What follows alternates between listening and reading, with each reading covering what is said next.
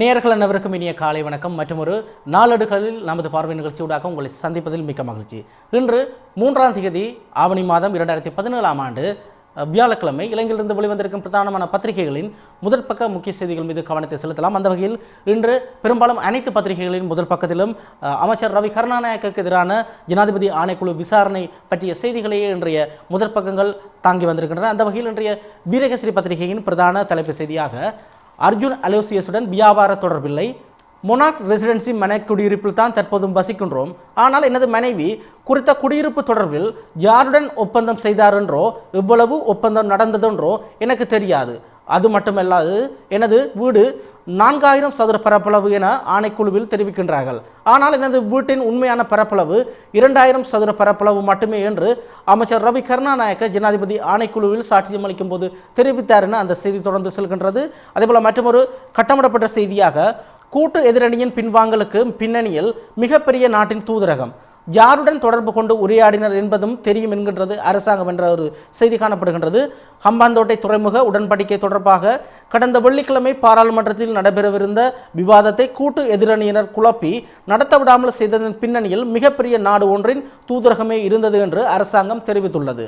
அத்துடன் சீன நிறுவனத்துடன் ஹம்பாந்தோட்டை துறைமுக ஒப்பந்தம் தொடர்பாக செய்து கொள்ளப்பட்ட உடன்படிக்கையானது எந்த ஒரு நேரத்திலும் திருத்தத்துக்கு உட்படலாம் எனவும் அந்த செய்தி தொடர்ந்து செல்கிறது. நேற்று அமைச்சரவை முடிவுகளை அறிவிக்கும் வாராந்த மாநாட்டின் போது விளையாட்டுத்துறை அமைச்சர் தியாசிரி ஜெகசேகர இந்த செய்தியை தெரிவித்ததாக அந்த செய்தியில் தொடர்ந்து செல்கின்றது. அதேபோல மற்றொரு வருடம் தீட்டப்பட்ட ஒரு செய்தியாக நேற்று சைட்டத்துக்கு எதிரான தேசிய தினம் பிரகடனப்படுத்தப்பட்டிருந்தது. அதை ஒட்டியதாக அந்த செய்தி காணப்படுகின்றது. சைட்டம் கல்லூரியை எதிர்த்து நாடு தழுவிய ஆர்ப்பாட்டங்கள், ஜனாதிபதி பிரதமரின் உருவ பொம்மைகளும் எரிப்பு என்ற செய்தி காணப்படுகின்றது. மாலபே தனியார் மருத்துவக் கல்லூரிக்கு எதிராக நேற்றைய தினம் நாடு தழுவிய ரீதியில் பாரிய ஆர்ப்பாட்டங்கள் மேற்கொள்ளப்பட்டுள்ளன. சைட்டம் எதிர்ப்பு மக்கள் அமைப்பினால் இந்த ஆர்ப்பாட்டங்கள் ஏற்பாடு செய்யப்பட்டிருந்தன. மாலபே தனியார் மருத்துவக் கல்லூரியை தடை செய்தல், அனைத்து பல்கலைக்கழக மாணவர்களை விடுவித்தல் உள்ளிட்ட பல்வேறு கோரிக்கைகள் இதில் முன்வைக்கப்பட்டு அந்த ஆர்ப்பாட்டங்கள் நாடளாவிய ரீதியில் இடம்பெற்றதாக அந்த செய்தி தொடர்ந்து செல்கின்றது. இவை இன்றைய வீரகேசரி பத்திரிகையின் பிரதான பக்கத்தில் இடம்பெற்றிருக்கும் முக்கியமான செய்திகள். நாங்கள் தொடர்ந்து இன்றைய தினக்குரல் பத்திரிகையின் முதல் பக்கத்தில் இடம்பெற்றிருக்கும் முக்கிய செய்திகள் மீது கவனத்தை செலுத்தலாம்.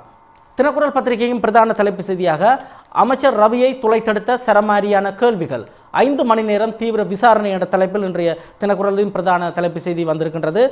சர்ச்சைக்குரிய திரைசேரி பிணைமுறை விவகாரம் தொடர்பில் விசாரணைகளை மேற்கொள்ளும் ஜனாதிபதி விசாரணை ஆணைக்குழுவின் முன்னிலையில் நேற்று புதன்கிழமை ஆஜராகிய வெளிநாட்டு அலுவல்கள் அமைச்சர் ரவி கருணாநாயக்கவிடம் சட்டமா அதிபர் திணைக்களத்தினால் சரமாரியாக கேள்விகள் கேட்கப்பட்டுள்ளன. அமைச்சர் கருணாநாயக்க நேற்று காலை 9:45 மணியளவில் ஜனாதிபதி விசாரணை ஆணைக்குழுவுக்கு வருகை தந்ததுடன் காலை 10:20 மணியளவில் சட்டமா அதிபர் திணைக்களத்தினால் அவர் மீது கேள்வி கணைகள் தொடுக்கப்பட்டதாக அந்த செய்தி தொடர்ந்து செல்கின்றது. அதற்கு அருகிலேயே மற்றொரு செய்தியாக, அதனுடன் தொடர்புபட்ட ஒரு செய்தியாக, மன்னிப்பு கோரிய ரவி மத்திய வங்கியின் திரைசேரி பிணைமுறை விவகார சம்பந்தமான சாட்சியம் அளிப்பதற்காக வெளிவிவகார அமைச்சர் ரவி கருணாநாயக்க ஆணைக்குழுவுக்கு நேற்று புதன்கிழமை சமூகம் அளித்தார். கடமைகளின் நிமித்தம் 2 முறை ஆணைக்குழுவில் ஆஜராக முடியாது போனதாக அறிவித்திருந்த அமைச்சர் நேற்றைய தினம் ஆஜராவதாக அறிவித்திருந்தார். இந்த நிலையில் அமைச்சர் ரவி கருணாநாயக்க நேற்று ஆஜராகிய போது தான் கடந்த 2 முறை ஆஜராக தவறியதற்காக மன்னிப்பு கோரினார் என அந்த செய்தி தொடர்ந்து செல்கின்றது. அதே போல மற்றொரு செய்தியாக, திட்டமிட்டு சில குழுக்கள் வடக்கை குழப்ப முயற்சி, நல்லிணக்கத்தை குழப்பும் நோக்கில் சில குழுக்களினால் திட்டமிட்டு வடக்கில் குழப்பங்கள் ஏற்படுத்தப்படுவதாக இணை அமைச்சரவை பேச்சாளரான விளையாட்டுத்துறை அமைச்சர் தியாசிரி ஜெகசேகர தெரிவித்ததாக அந்த செய்தி தொடர்ந்து செல்கிறது. நேற்றைய அமைச்சரவை முடிவுகளை அறிவிக்கும் வாராந்த மாநாட்டின் போதே அமைச்சர் அந்த கருத்தை தெரிவித்ததாக அந்த செய்தியில் காணப்படுகின்றது. அதே போல மற்றொரு செய்தியாக, ஆவா குழு தமிழர்களா சிங்களவர்களா, வடக்கில் ஆவா குழு இன்னும் செயற்படுகின்றதா என்பது தொடர்பாக உறுதியாக கூற முடியாதுள்ளதாகவும், ஆனால் அங்கு அண்மையில் நடைபெற்ற போலீசார் மீதான தாக்குதல் சம்பவமானது அது தொடர்பாக கைது செய்யப்பட்டிருக்கும் சந்தேக நபர்கள் முன்னாள் ஆவா குழு உறுப்பினர்கள் என போலீஸ் பேச்சாளர் ருவான் குணசேகர தெரிவித்துள்ளதாக அந்த செய்தி தொடர்ந்து செல்கிறது. நேற்று அமைச்சரவை முடிவுகளை அறிவிக்கும் வாராந்த மாநாட்டின் போது போலீஸ் பேச்சாளரும் கலந்து கொண்டிருந்தார். கலந்து கொண்ட நிலையில் செய்தியாளர்கள் எழுப்பிய கேள்வியின் போது பதிலளிக்கும் போதே அவர் இவ்வாறு குறிப்பிட்டிருக்கின்றார். அதே நேரத்தில் செய்தியாளர்கள் இன்னும் ஒரு கேள்வியை எழுப்பியிருக்கின்றார்கள். இவர்கள் எல்டிடியுடன் தொடர்புடைய உள்ளவர்களா இவர்கள் தமிழர்களா அல்லது சிங்களவர்களா என்ற கேள்வியை செய்தியாளர்கள் எழுப்பிய போது உறுதியாக கூற முடியாது அந்த பிரதேசத்தைச் சேர்ந்தவர்களை இவர்கள். அத்துடன் பிரதான சந்தேக நபர் முன்னாள் எல்டிடி உறுப்பினர் என தெரிய வந்துள்ளது என போலீஸ் பேச்சாளர் ருவான் குணசேகர தெரிவித்ததாக அந்த செய்தி தொடர்ந்து செல்கின்றது. இவைதான் இன்றைய தினக்குரல் பத்திரிகையின் முதல் பக்கத்தில் இருக்க முக்கியமான செய்திகள். நாங்கள் தொடர்ந்தும் இன்றைய சுடர் ஒளி பத்திரிகையின் முதல் பக்கத்தில் முக்கியமான செய்திகள் மீது எங்கள் கவனத்தை திருப்பலாம். நல்லிணக்கத்தை சீர்குலைக்கவே வடக்கில் ஆவா குழு களமிறக்கம், அரசு பகிரங்க குற்றச்சாட்டு. நல்லாட்சி அரசால் கட்டியெழுப்பப்பட்டு வரும் நல்லிணக்கத்தையும் அதுக்கான முயற்சிகளையும் சீர்குலைக்கவே வடக்கில் ஆவா குழு மூலம் வன்முறைகள் கட்டவிழ்த்து விடப்படுகின்றன என்று அரசு குற்றம் சாட்டியுள்ளது. தேசிய அரசின் அமைச்சரவை முடிவுகளை அறிவிக்கும் வாராந்த ஊடகவியலாளர்கள் மாநாடு நேற்று காலை அரச தகவல் திணைக்களத்தில் நடைபெற்றது. இது கலந்து கொண்டு உரையாற்றிய அமைச்சரவை இணை பேச்சாளரும் விளையாட்டுத்துறை அமைச்சருமான தயஸ்ரீ ஜெகசேகர மேற்கண்டவாறு தெரிவித்ததாக அந்த செய்தி தொடர்ந்து செல்கின்றது. இன்றைய சுடரொளி பத்திரிகையின் பிரதான தலைப்பு செய்தி. அதே நேரத்தில் மற்றொரு செய்தியாக சுவிஸ்குமார் தப்பி செல்ல உதவி புரிந்தாரா விஜயகலா, நீதிமன்றம் உத்தரவிட்டால் நடவடிக்கை என்கின்றது போலீஸ். புங்குடுதீவு மாணவி வித்யாவின் படுகொலை சம்பவத்தின் போது பிரதான சந்தேக நபரான சுவிஸ்குமாரை தப்பிச் செல்வதற்கு இராஜாங்க அமைச்சர் விஜயகலா மகேஸ்வரன் உதவி புரிந்ததாக கூறப்படுவது தொடர்பில் நீதிமன்றம் உத்தரவிட்டால் விசாரணை மேற்கொள்ளப்பட்டு நடவடிக்கை எடுக்கப்படும் என்று போலீஸ் ஊடக பேச்சாளர் ருவான் குணசேகர தெரிவித்தார். தேசிய அரசின் அமைச்சரவை முடிவுகளை அறிவிக்கும் வாராந்த ஊடகவியல் மாநாடு நேற்று அரசு தகவல் திணைக்களத்தில் இடம்பெற்ற போதே அவர் இந்த விடயத்தை குறிப்பிட்டதாக அந்த செய்தி தொடர்ந்து செல்கின்றது. அதேபோல மற்றொரு செய்தியாக வாள்வெட்டு கும்பலில் சிக்கிய இருவருக்கும் 10 வரை விளக்கமறியல், அடையாள அணிவகுப்புக்கு நீதிமன்றம் உத்தரவு என்ற செய்தி காணப்படுகின்றது. யாழ்ப்பாணம் கொக்குவில் பொற்பதி பகுதியில் 2 போலீசாரை கடந்த ஞாயிற்றுக்கிழமை கலைத்து வாளால் வெட்டிய கும்பலை சேர்ந்தவர்கள் என்று கருதப்படும் இருவரை போலீசார் கைது செய்துள்ளனர். இவர்களை எதிர்வரும் 10ஆம் தேதி விளக்கமறியலில் வைக்குமாறு நீதிமன்றம் உத்தரவிட்டுள்ளது. இந்த கொடூரத்தில் ஈடுபட்ட சுமார் 15 பேரை கொண்ட கும்பலில் அதன் தலைவர் உட்பட 7 பேரை தாங்கள் அடையாளம் கண்டிருக்கின்றோம் என போலீஸ் மா அதிபர் பூஜித ஜெயசுந்தர தெரிவித்திருந்த நிலையில் இந்த செய்தியானது வெளியாகி இருக்கின்றது. இவர்கள் எதிர்வரும் 10ஆம் தேதி வரை விளக்கமறியலில் வைக்கப்பட்டிருக்கின்றார்கள் என அந்த செய்தி தொடர்ந்து செல்கின்றது. இவைதான் இன்றைய சுடலொளி பத்திரிகையும் பிரதான பக்கத்தில் இடம்பெடுத்திருக்கும் முக்கியமான செய்திகள். நாங்கள் தொடர்ந்து இன்றைய வெளியாக இருக்கும் சிங்கள நாளேடான லங்காதீப பத்திரிகையின் பிரதான தலைப்பு செய்தி மீது உங்கள் கவனத்தை திருப்பலாம். சுப்ரீம் விவசாய் கத்கடி தன்னன என இன்றைய லங்காதீப பத்திரிகையின் பிரதான தலைப்பு செய்தி காணப்படுகின்றது. நாங்கள் ஏற்கனவே பார்த்த விடயம்தான். அமைச்சர் ரவி கருணாநாயக்க அர்ஜுன் அலோசியஸுடன் தனக்கு எந்த விதமான வியாபார தொடர்பும் இல்லை என தெரிவித்திருப்பதாக அந்த செய்தி தொடர்ந்து செல்கின்றது. நேற்றைய ஜனாதிபதி ஆணைக்குழு முன்னிலையில் அமைச்சர் ரவி கருணாநாயக்க மீது நடத்தப்பட்ட விசாரணையின் போது அவர் தனக்கும் அலோசியஸுக்கும் இடையில் எந்த ஒரு தொடர்பும் இல்லை என குறிப்பிட்ட அதே விடயமே இன்றைய லங்காதீப பத்திரிகையின் பிரதான தலைப்பு செய்தியாக வெளிவந்திருக்கின்றது. அதேபோல இன்றைய டெய்லி மிரர் பத்திரிகையின் பிரதான தலைப்பு செய்தியும் அமைச்சரினுடைய செய்தியாகவே காணப்படுகின்றது. I knew nothing about Pentos deal என அந்த செய்தி காணப்படுகின்றது. நாங்கள் ஏற்கனவே இன்று அனைத்து தமிழ் பத்திரிகைகளையும் பார்த்தபடியே தான் நேற்றைய விசாரணைகளை ஒட்டி அவர் தெரிவித்திருக்கும் அந்த கருத்துக்களையே இன்று டெய்லி மிரர் பத்திரிகையின் பிரதான தலைப்பு செய்தியாக முதற்பக்கம் முழுவதிலும் வெளிவந்திருக்கின்றது. அந்த விசாரணை குறித்த சாராம்சங்கள் அடங்கியதான அந்த செய்திகள் இன்றைய டெய்லி மிரர் பத்திரிகையின் முதற்பக்கத்தில் முற்றிலுமாக இடம் பிடித்திருக்கின்றது. இவைதான் இன்று இலங்கையிலிருந்து வெளிவந்திருக்கும் பிரதானமான பத்திரிகைகளின் முதற்பக்க முக்கியமான செய்திகள். நாங்கள் தொடர்ந்தும் இன்றைய தமிழ் பத்திரிகைகளின் ஆசிரியர் தலையங்கத்தின் மீது எங்கள் கவனத்தை செலுத்தலாம். இன்றைய வீரகேசரி பத்திரிகையின் ஆசிரியர் தலையங்கமாக முப்படையினரையும் பயன்படுத்துவது தவறான செயற்பாடாகவே அமையும் என்ற தலையங்கத்தில் இன்றைய வீரகேசரியின் ஆசிரியர் தலையங்கம் தீட்டப்பட்டிருக்கின்றது. யாழ் குடாநாட்டில் அண்மை காலமாக இடம்பெற்று வரும் வன்முறை சம்பவங்களை அடுத்து முப்படையினரையும் கடமையில் ஈடுபடுத்தி இத்தகைய வன்முறைகளில் ஈடுபடுபவர்கள் மீது கடும் நடவடிக்கை எடுக்கப்படும் என்று போலீஸ் மா அதிபர் பூஜித ஜெயசுந்தர அறிவித்துள்ளார்.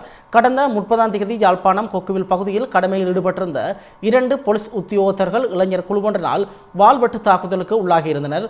இதேபோன்று வடமராட்சியில் போலீஸ் அதிகாரி மீது தாக்குதல் நடத்தப்பட்டிருந்தது. யாழ் மேல் நீதிமன்ற நீதிபதி எம் இளஞ்செழியன் மெய்ப்பாதுகாவலர் மீதும் துப்பாக்கி பிரயோகம் மேற்கொள்ளப்பட்டிருந்தது. மெய்ப்பாதுகாவலரின் துப்பாக்கியை பறித்து தாக்குதல் நடத்தப்பட்டிருந்தது. இத்தகைய வன்முறை சம்பவங்களை அடுத்து யாழ்ப்பாணத்துக்கு விஜயம் செய்த போலீஸ் மா அதிபர் அங்கு போலீஸ் அதிகாரிகளையும் படைத்தரப்பினரையும் சந்தித்து பேசியதுடன் சிவில் நிர்வாக அதிகாரிகளையும் சந்தித்து கலந்துரையாடினார். இதனையடுத்து கருத்து தெரிவிக்கையிலேயே விசேட அதிரடிப்படையினர் உட்பட முப்படையினரையும் கடமையில் ஈடுபடுத்தி இறுக்கமான பாதுகாப்பு கட்டமைப்பு ஒன்றை செயற்படுத்த உள்ளதாக அவர் தெரிவிக்கின்றார் என அந்த ஆசிரியர் தலையங்கம் தொடர்ந்து செல்கின்றது. இவ்வாறான நடவடிக்கையானது யாழ்ப்பாணத்தில் மீண்டும் ஒரு பதற்றமான சூழலை ஏற்படுத்தும். முப்படையினரையும் களமிறக்கும் இந்த நடவடிக்கையானது ஒரு தவறான செயற்பாடாகவே அமையும் என சுட்டிக்காட்டுவதாக இன்றைய வீரகேசரியின் ஆசிரியர் தலையங்கம் தீட்டப்பட்டிருக்கின்றது. நாங்கள் தொடர்ந்து இன்றைய தினக்குரல் பத்திரிகையின் ஆசிரியர் தலையங்கத்தின் மீது கவனத்தை செலுத்தலாம். வடக்கு தொடர்பான கொழும்பின் நிலைப்பாடு ஆரோக்கியமானதல்ல என இன்றைய தினக்குரல் பத்திரிகையின் ஆசிரியர் தலையங்கம் தீட்டப்பட்டிருக்கின்றது. வடக்கின் தேசிய பாதுகாப்புக்கு அச்சுறுத்தல் காணப்படுவதாகவும் அதனால் அங்கிருந்து இராணுவ முகாம்களை அகற்றக்கூடாது என்பது அரசாங்கத்தின் நிலைப்பாடு எனவும் அமைச்சர் மஹிந்த சமரசிங்க தெரிவித்திருப்பதுடன் புனர்வாழ்வளிக்கப்பட்ட முன்னாள் புலி உறுப்பினர்கள் 12,000 பேர் அங்கிருப்பதாகவும் அவர்களுக்கு முறையாக புனர்வாழ்வளிக்கப்பட்டதா என்ற சந்தேகம் நிலவுவதாகவும் அமைச்சர் கூறியிருக்கின்றார். அதேபோல யாழ்ப்பாணம் உட்பட வடக்கில் வாழும் தமிழ் மக்களை சதாகாலமும் அச்சமான சூழ்நிலையில் வைத்திருப்பதற்கு தொடர்ந்து முயற்சிகள் முன்னெடுக்கப்படுவதாக தமிழ் மக்களின் அரசியல் பிரதிநிதிகள் விசனத்தையும் கவலையையும் வெளியிட்டுள்ளதை காண முடிகின்றது. 2009 யுத்தம் முடிவுக்கு கொண்டு வரப்பட்டிருந்த போதிலும் 2015 ஜனவரியில் ஆட்சி மாற்றம் ஏற்படும் வரை முன்னைய ராஜபக்ச நிர்வாகத்தில் வடபகுதி மக்கள் பெரும் நெருக்கடியான சூழலிலேயே வைக்கப்பட்டிருந்தார்கள். யுத்த காலத்தில் பாதுகாப்பு வலயங்களாக பிரகடனப்படுத்தப்பட்டிருந்த தனியார் காணிகள் உரிமையாளர்களிடம் கையளிக்கப்படாமல் பொதுமக்கள் பலர் தொடர்ந்தும் இடைத்தங்க நிலையங்களில் உறவினர்களின் வீடுகளில் தங்கியிருக்க வேண்டியிருந்தது. அத்துடன் அவர்களின் விவசாய செய்கைக்கான வளமான நிலத்தில் படையினர் விவசாய செய்கையில் ஈடுபட்டதுடன் வர்த்தக நடவடிக்கைகளிலும் ஈடுபட்டதால் தமது வாழ்வாதாரம் பறிக்கப்பட்டிருப்பதாக தமிழ் மக்களும் அவர்களின் அரசியல் பிரதிநிதிகளும் கவலை தெரிவித்து வந்தனர் என அந்த ஆசிரியர் தலையங்கம் தொடர்ந்து செல்கின்றது. என்ன கூறப்பட்டிருக்கின்றது என்றால் வடக்கு தொடர்பான கொழும்பின் நிலைப்பாடு ஆரோக்கியமானதல்ல. ஏனெனில் வடக்கில் கடந்த மஹிந்த ஆட்சி காலத்தின் போது பல்வேறு நெருக்குவாரங்கள் இருந்து வந்தது. 2009 ஆண்டுக்கு பின்னர் எவ்வாறான ஒரு இறுக்கமான நிலை அங்கு இருந்ததோ அதே நிலை கடந்த 2015 ஆண்டு வரை தொடர்ந்து வந்தது. மீள்குடியேற்றப்படாமல் மக்களின் காணிகள் விடுவிக்கப்படாமல் தொடர்ந்தும் முப்படையினரும் மக்கள் குடியிருப்புகளில் நிலை கொண்டிருந்த அவ்வாறான நிலை காணப்பட்டாலும் புதிய ஆட்சி நல்லாட்சி என கூறப்படும் மைத்திரி ரணில் தலைமையிலான இந்த ஆட்சி வந்த பின்னர் அந்த கட்டுப்பாடுகள் ஓரளவு தளர்த்தப்பட்டு மக்கள் ஒரு சுமூகமான வாழ்க்கையை நோக்கி சென்று கொண்டிருக்கும் இந்த நேரத்தில் மீண்டும் ஒரு பிரச்சனையை உருவாக்கி அல்லது பிரச்சனைகள் ஏற்படுவதை சாக்காக வைத்துக்கொண்டு அரசாங்கம் அதே நேரத்தில் முப்படையினர் அங்கு களமிறக்கப்படுவதான அந்த நடைமுறை மீண்டும் மக்கள் மத்தியில் தமிழ் மக்கள் மத்தியில் ஒரு அச்ச உணர்வை தோற்றுவித்து அவர்களை மீண்டும் ஒரு இக்கட்டான சூழ்நிலைக்கு கொண்டு செல்லும் என்பது தொடர்பில் தொடர்ச்சியாக முன்னெடுக்கப்படும் அந்த அரசாங்கத்தின் நிலைப்பாடுகளாய் கொழும்பு கண்டுகொள்வதாக தெரியவில்லை. கொழும்பு என்று கூறப்படுவது மத்திய அரசாங்கம் யாழ்ப்பாணத்தில் தற்பொழுது முன்னெடுக்கப்பட்டு வரும் அந்த பாதுகாப்பு நடவடிக்கைகள் கொடுத்து பெரிதாக கரிசனை செய்யவில்லை என்பதை கூறுவதாக இன்றைய தினக்குரலின் ஆசிரியர் தலையங்கம் திட்டப்பட்டிருக்கிறது. நாங்கள் தொடர்ந்து இன்றைய சுடரொளி பத்திரிகையின் ஆசிரியர் தலையங்கத்தின் மீது கவனத்தை செலுத்தலாம். முன்னாள் போராளிகளை இலக்கு வைக்கும் புதிய நிகழ்ச்சி நிரல் என்ற தலையங்கத்தில் இன்றைய சுடர் ஒளி பத்திரிகையின் ஆசிரியர் தலையங்கம் தீட்டப்பட்டிருக்கின்றது. யாழ்ப்பாணத்தில் பொலிஸ் மா அதிபர் வெளியிட்டுள்ள கருத்திலும் கொழும்பில் அமைச்சர் மஹிந்த சமரசிங்க நடத்தியுள்ள செய்தியாளர் மாநாட்டிலும் முன்னாள் போராளிகளை ஆபத்தானவர்களாக சித்தரிக்கும் போக்கு காணப்படுவது அச்சத்தை ஏற்படுத்தும் விடயமாக அமைந்துள்ளது. முன்னைய அரசால் புனர்வாழ்வளிக்கப்பட்ட 12,000 புலிகளால் வடக்கின் பாதுகாப்புக்கு அச்சுறுத்தல் என்ற ரீதியில் கருத்து வெளியிட்டுள்ள மஹிந்த சமரசிங்க அவர்களுக்கு புனர்வாழ்வளிக்கப்பட்ட விதம் குறித்து சந்தேகத்தை எழுப்பியுள்ளார். யாழ்ப்பாணத்தில் பொலிஸ் மா அதிபரும் இதே துணியிலான கருத்தை வெளியிட்டு வருகின்றார். போலீசார் மீது தாக்குதல் நடத்திய குழுவின் தலைவர் முன்னாள் போராளி என்ற தகவலை வெளியிட்டுள்ளார். சமகாலத்தில் இருவரிடமிருந்தும் வெளிவந்த இந்த கருத்துக்கள் முன்னாள் போராளிகளை வேட்டையாடுவதற்காக இலக்கு வைப்பதற்கான நியாயப்படுத்தல்களை அரசு உருவாக்க முனைகின்றது என்ற சந்தேகத்தை கிளறிவிட்டுள்ளதாக அந்த ஆசிரியர் தலையங்கம் தொடர்ந்து செல்கின்றது. அண்மையில் யாழ்ப்பாணத்தில் இடம்பெற்ற 2 அசம்பாவிதங்களின் போதும் அதனுடன் சம்பந்தப்பட்ட நபர்கள் தமிழராக இருக்கும் அந்த பட்சத்திலும் அவர்கள் முன்னாள் போராளிகள் என உடனடியாகவே அரசு தரப்பில் இருந்து போலீசார் அந்த செய்தியை வெளியிட்டு வருகின்றார்கள். எனவே இதன் இலக்கு முன்னாள் போராளிகள், இது ஒரு சாதாரண சம்பவம் என்பதை தாண்டி இதை ஒரு முன்னாள் போராளிகளை இலக்கு வைக்கும் ஒரு நிகழ்வாகவே பார்க்கக்கூடியதாக இருப்பதாக அந்த ஆசிரியர் தலையங்கம் தொடர்ந்து செல்கின்றது. இவைதான் இன்று இலங்கையிலிருந்து வெளிவந்திருக்கும் தமிழ் பத்திரிகைகளின் ஆசிரியர் தலையங்கம். நாங்கள் தொடர்ந்தும் இன்றைய மலையக செய்திகளின் பக்கம் உமது கவனத்தை செலுத்தலாம். இன்றைய வீரகேசரி பத்திரிகையின் மலையக பக்கத்தில் ஒரு முக்கியமான செய்தி காணப்படுகின்றது. சம்பள உயர்வு விடயத்தில் இம்முறை ஏமாற மாட்டோம், மத்திய மாகாண சபை உறுப்பினர் உதயகுமார் கூறுகின்றார். தோட்ட தொழிலாளர்களின் சம்பள உயர்வு விடயத்தில் இம்முறை நாம் ஏமாந்து விட மாட்டோம், அவர்களுக்கு நியாயமான சம்பள உயர்வை பெற்றுக் கொடுக்கும் பலம் எம்மிடம் இருக்கின்றது என மத்திய மாகாண சபை உறுப்பினர் உதயகுமார் தெரிவித்தார் என அந்த செய்தி தொடர்ந்து செல்கின்றது. இது இன்றைய மலையக பக்கத்தில் காணப்பட்ட மிக முக்கியமான ஒரு செய்தி ஒன்று. அதே நேரத்தில் இன்றைய இந்திய பக்கங்களின் செய்திகளின் பக்கம் நமது கவனத்தை செலுத்தலாம். அந்த வகையில் மத்திய அமைச்சராகும் பன்னீர் என்ற தலையங்கத்தில் ஒரு இந்திய செய்தி காணப்படுகின்றது. அதிமுகவின் 2 அணிகளும் இணைய பேச்சுவார்த்தைகள் நடந்து வருவதாக கூறப்படும் நிலையில் முன்னாள் முதல்வர் ஓ பன்னீர்செல்வம் மத்திய அமைச்சராக போவதாக பாஜகவின் மத்திய அமைச்சராக போவதாகவும் பாஜகவில் இணையப் போவதாகவும் செய்திகள் வெளியாகியுள்ளன. தமிழக முதல்வராகவும் அதிமுக பொதுச் செயலாளராகவும் இருந்த ஜெயலலிதா மறைவுக்கு பிறகு கட்சியிலும் ஆட்சியிலும் பல்வேறு மாற்றங்கள் நிகழ்ந்து வருகின்றன. ஆர்கே நகர் இடைத்தேர்தல் ரத்து செய்யப்பட்ட பிறகு அதிமுக இரு அணிகளும் இணைய பேச்சுவார்த்தையை நடத்த முயற்சிகள் எடுக்கப்பட்டன. ஆனால் அவை அனைத்தும் தோல்வியில் முடிந்தன. கடந்த ஒரு மாதத்தில் முதல்வர் எடப்பாடி பழனிசாமியும் ஓபிஎஸும் பிரதமர் நரேந்திர மோடியை 3 முறை சந்தித்து பேசினர். அதைத் தொடர்ந்து இரு அணிகளும் இணைக்க பேச்சுவார்த்தை தீவிரமடைந்திருப்பதாக கூறப்படுகின்றது. ஓபிஎஸ் தரப்பிலும் இது மறுக்கப்பட்டாலும் இரு அணிகளும் இணைய முயற்சிகள் நடப்பதாக நிதியமைச்சர் டி ஜெயக்குமார் வெளிப்படையாகவே அறிவித்துள்ளார். இந்த நிலையில் இந்த செய்தி வெளியாக இருக்கின்றது. மத்திய அரசில் ஒரு பங்காளியாக இணைந்து கொண்டு முன்னாள் முதல்வராக இருந்த பன்னீர்செல்வம் அமைச்சராவார், மத்திய அமைச்சராவார் என அந்த செய்தி தொடர்ந்து செல்கின்றது. இது இந்திய பக்கங்களில் காணப்பட்ட மிக முக்கியமான ஒரு செய்தி ஒன்று. தாங்கள் தொடர்ந்தும் இன்றைய உலக செய்திகளின் பக்கம் கவனத்தை செலுத்தலாம். இன்றைய உலக செய்திகளின் பக்கத்தில் ஒரு முக்கியமான செய்தியாக ரஷ்ய நீதிமன்றத்தில் பாதுகாப்பு உத்தியோகத்தர்களிடமிருந்து துப்பாக்கியை பறித்தெடுத்து தப்பி செல்ல கைதிகள் முயற்சி என்ற செய்தி காணப்படுகின்றது. இன்றைய வீரகேசி பத்திரிகையில் 3 கைதிகள் உயிரிழப்பு, 2 கைதிகள் உட்பட 5 காயம். ரஷ்ய நீதிமன்றம் ஒன்றுக்கு அழைத்து வரப்பட்ட குற்றச் செயல்களில் ஈடுபடும் குழு ஒன்றை சேர்ந்த 3 உறுப்பினர்கள் தப்பி செல்லும் முயற்சி ஒன்றின் போது சுட்டுக் கொல்லப்பட்டுள்ளதாக தெரிவிக்கப்படுகின்றது. கிராண்ட் தெப் ஆட்டோ என்ற குழுவை சேர்ந்த 5 மோட்டார் சைக்கிள்களில் சென்ற பலரை கொன்ற குற்றச்சாட்டில் மொஸ்கோ பிராந்திய நீதிமன்றத்துக்கு விசாரணைக்காக அழைத்து வரப்பட்ட போது இந்த சம்பவம் இடம்பெற்றதாக அந்த செய்தி தொடர்ந்து செல்கின்றது. இது இன்றைய உலக பக்கங்களில் காணப்பட்ட ஒரு முக்கியமான செய்தி ஒன்று. நாங்கள் தொடர்ந்தும் வடபுல செய்திகளை தாங்கி வரும் யாழ்ப்பாணத்திலிருந்து வெளிவரும் பிரதான 3 பத்திரிகைகளின் தலைப்பு செய்திகள் மீது நமது கவனத்தை திருப்பலாம். இன்றைய உதயன் பத்திரிகையின் பிரதான தலைப்பு செய்தியாக இணக்க முயற்சியை குலைக்கவே வடக்கில் வன்முறை கட்டவிழ்ப்பு குற்றஞ்சாட்டுகின்றது அரசு என்ற செய்தி காணப்படுகின்றது. நாங்கள் ஏற்கனவே பார்த்த செய்தி தான். நேற்றைய அமைச்சரவை முடிவுகளை அறிவிக்கும் வாராந்த மாநாடு அரசு தகவல் திணைக்களத்தில் இடம்பெற்ற போது அமைச்சரவை முடிவுகளை அறிவிக்கும் இணை பேச்சாளரான அமைச்சர் தயாசிறி ஜெகசேகர இந்த கருத்தை தெரிவித்ததை நாங்கள் ஏற்கனவே பார்த்திருந்தோம். அதே செய்தி இன்றைய உதயன் பத்திரிகையின் பிரதான தலைப்பு செய்தியாக இடம்பெற்றிருக்கின்றது. நாங்கள் தொடர்ந்தும் இன்றைய பெலம்புரி பத்திரிகையின் பிரதான தலைப்பு செய்தி மீது எங்கள் கவனத்தை திருப்பலாம். இன்றைய பெலம்புரி பத்திரிகையின் பிரதான தலைப்பு செய்தியாக முறை மோசடி ரவி ஆஜர் குற்றம் நிறுவனமானால் கடும் நடவடிக்கை அமைச்சர் ராஜித உறுதி என்ற செய்தி காணப்படுகின்றது. அதாவது நேற்று அமைச்சர் ரவி கருணாநாயக்க ஜனாதிபதி ஆணைக்குழு முன்னிலையில் ஆஜராகியிருந்தார். அது தொடர்பான கேள்வி ஒன்று நேற்று அமைச்சரவை முடிவுகளை அறிவிக்கும் வாராந்த மாநாட்டின் போது அமைச்சர் ராஜித சேனாரத்னவுடன் கேட்கப்பட்ட போது அவர் குற்ற நிறுவனமானால் கடும் நடவடிக்கை என தெரிவித்திருப்பதை குறிப்பிட்டு இன்றைய பெலம்புரி பத்திரிகையின் பிரதான தலைப்பு செய்தி திட்டப்பட்டிருக்கிறது. நாங்கள் தொடர்ந்தும் இன்றைய காலைக்கதிர் பத்திரிகையின் பிரதான தலைப்பு செய்தி மீது எங்கள் கவனத்தை திருப்பலாம். இன்றைய காலைக்கதிர் பத்திரிகையின் பிரதான தலைப்பு செய்தியாக தேவைக்கு படைகளை அழைப்பதை நியாயப்படுத்துகின்றார் முதலமைச்சர் என்ற செய்தி காணப்படுகின்றது.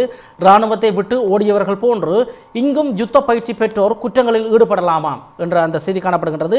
இராணுவத்தில் இருந்து ஓடிப்போனவர்கள் தெற்கில் எவ்வாறு பாரிய குற்றங்களை புரிந்தார்களோ அதேபோல் யுத்த பயிற்சி பெற்றவர்கள் வடக்கிலும் அவ்வாறான குற்ற செயல்களில் ஈடுபட வாய்ப்பு இருக்கின்றது என கூறியிருக்கும் வடமாகாண முதலமைச்சர் சிபி விக்னேஸ்வரன் இராணுவத்தை வெளியேற்ற வேண்டும் என்ற கொள்கையை நாம் கொண்டிருப்பதால் எது நடந்தாலும் இராணுவத்தின் ஒத்துழைப்பை கேட்கக்கூடாது என அது அர்த்தப்பட்டு விடாது எனவும் அவர் குறிப்பிட்டிருக்கிறார் என அந்த இன்றைய காலைக்கதிர் பத்திரிகையின் பிரதான தலைப்பு செய்தி தொடர்ந்து செல்கின்றது. இவைதான் இன்று வடபுல செய்திகளை பிரதானமாக தாங்கி வரும் யாழ்ப்பாணத்திலிருந்து வெளிவந்திருக்கும் 3 பத்திரிகைகளின் பிரதான தலைப்பு செய்தி. நாங்கள் இன்று நாளேடுகளில் நமது பார்வையில் நிறைவாக கேலி சித்திரங்களின் பக்கம் நமது கவனத்தை திருப்பலாம். இன்றைய வீரகேசரி பத்திரிகையின் கேலி சித்திரமாக அண்மையில் இடம்பெற்றுக் கொண்டிருக்கும் ஒரு சம்பவம் தான் இங்கு சுட்டிக்காட்டப்பட்டிருக்கின்றது. குறிப்பாக வடக்கில் இடம்பெற்றுக் கொண்டிருக்கும் சம்பவங்கள் போலீசாரின் பார்வையில் சாதாரண பொதுமக்கள் கூட புலி உறுப்பினர்களாக தெரிவதாக அந்த கேலி சித்திரம் தீட்டப்பட்டிருக்கின்றது. அண்மையில் யாழ்ப்பாணத்தில் இடம்பெற்ற 2 அசம்பாவிதங்களின் போது அதனுடன் சம்பந்தப்பட்டவர்களாக கைது செய்யப்பட்டவராக இருப்பவர்கள் முன்னாள் புலி உறுப்பினர்கள் என போலீஸ் மா அதிபர் அண்மையில் யாழ்ப்பாணத்துக்கு விஜயம் செய்திருந்த போது குறிப்பிட்டார். அதை ஒட்டியதாக பல்வேறு அரசியல் தலைவர்களின் கருத்துக்கள் வாத பிரதிவாதங்கள் இடம்பெற்றுக் கொண்டிருக்கும் நிலையில் சாதாரண குடிமகனை ஒரு போலீசார் பூத கண்ணாடி கொண்டு பார்க்கும்போது அந்த போலீசாருக்கு அவர் ஒரு புலியாக தெரிவதாக அந்த கேலி சித்திரம் தீட்டப்பட்டிருக்கின்றது. இது இன்றைய வீரகேசரி பத்திரிகையின் கேலி சித்திரம். அதே போல் நாங்கள் இன்றைய தினக்குரல் பத்திரிகையின் கேலி சித்திரத்தை பார்த்தால் இன்று சீனாவுக்கு நாளை மஹிந்தவுக்கு என்ற ஒரு செய்தியுடன் இன்றைய தினக்குரலின் கேலி சித்திரம் தீட்டப்பட்டிருக்கின்றது. அதாவது அண்மையில் உங்களுக்கு தெரிஞ்சிருக்கும் ஹம்பாந்தோட்டை துறைமுகம் சீனாவுக்கு 99 வருட குத்தகைக்கு கொடுக்கப்பட்ட அந்த செய்தி உங்களுக்கு தெரிந்திருக்கும். உடன்படிக்கை கைச்சாத்திடப்பட்டிருந்தது. ஆனால் இன்று சீனாவுக்கு கொடுத்த அந்த துறைமுகமானது நாளை மஹிந்த ஆட்சியில் மீண்டும் அரச உடைமையாக்கப்படும் என மஹிந்த ஆதரவு அல்லது மஹிந்தவின் குடும்ப உறுப்பினர் அல்லது மஹிந்தவே குறிப்பிடுவதாக மஹிந்த ஆட்சியில் அரசு உடைமை என்ற ஒரு பதாதையை தாங்கி இருப்பதாக அந்த செய்தி கேலி சித்திரம் காணப்படுகின்றது. இது இன்றைய தினக்குரல் பத்திரிகையின் கேலி சித்திரம். இத்துடன் இன்றைய நாளேடுகளில் நமது பார்வை நிகழ்ச்சி நிறைவுக்கு வருகின்றது. தொடர்ந்து காலை செய்திகளில் மேலும் சில செய்திகளை நீங்கள் எதிர்பார்க்கலாம். தொடர்ந்தும் ஆதவன் தொலைக்காட்சியின் நிகழ்ச்சிகளுடன் இணைந்திருங்கள். வணக்கம்.